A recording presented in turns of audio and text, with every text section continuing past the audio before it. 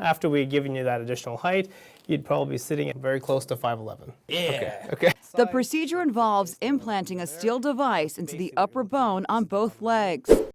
While not new, but becoming ever more popular, people, mostly men, are undergoing a surgery where you break your legs and then slowly lengthen them.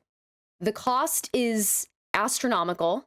The pain is excruciating.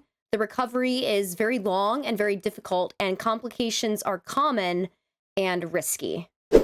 These procedures can be very costly. You know, the numbers that I have seen online, anywhere between $50 to $150, $200,000, and insurance carriers are not covering this. It's something that essentially you have to pay out of pocket. Now, 3 months of grueling physical therapy begins. That's stiff. Ryan's muscles need to be stretched as his bones grow. It's hard work. It was the most painful thing that I've ever gone through in my life.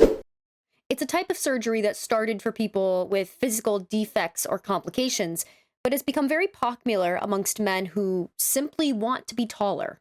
The first point I want to make is, I think we are doing too much. Now, this isn't the first cosmetic surgery I've seen. It's not the first cosmetic surgery that's out there. We have nose jobs, we have lip filler, we have butt implants. I mean, we run the gamut. But it's all adding up. And this surgery is certainly the most severe and intense that I've seen.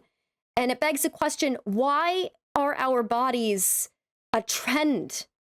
They're bodies. We should be learning how to take care of them, and we should not be shaming each other about appearances. Not to mention the absolute killer complications that can come as a result of this surgery. But also there's downsides. There's a risks that are associated with anything that you do in surgery. Risk of infection, risk of bleeding, risk of damage to your nerves, your blood vessels. The bone actually has to grow to the other portion of the bone, and sometimes patients can get what's called a non-union, which means you may need an additional surgery.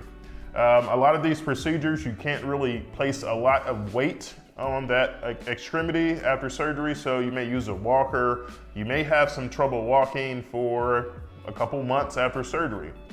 It could be painful.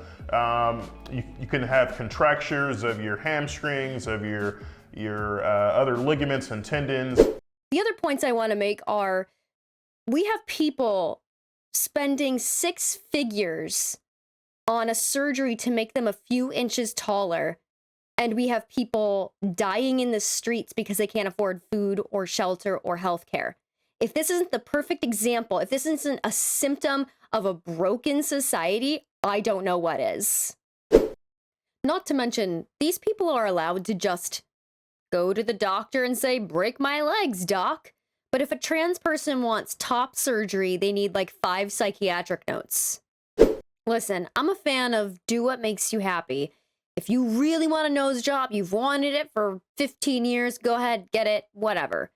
But maybe we should think about treating the root cause of all of these insecurity problems instead of allowing people to drop crazy amounts of money and risk their employment and their health just for a body trend. That's all I'm saying. Thank you so much for watching. If you got something out of this video, please like and share it. Consider subscribing to The Breakdown on YouTube, and I will see you in the next video. Thank you.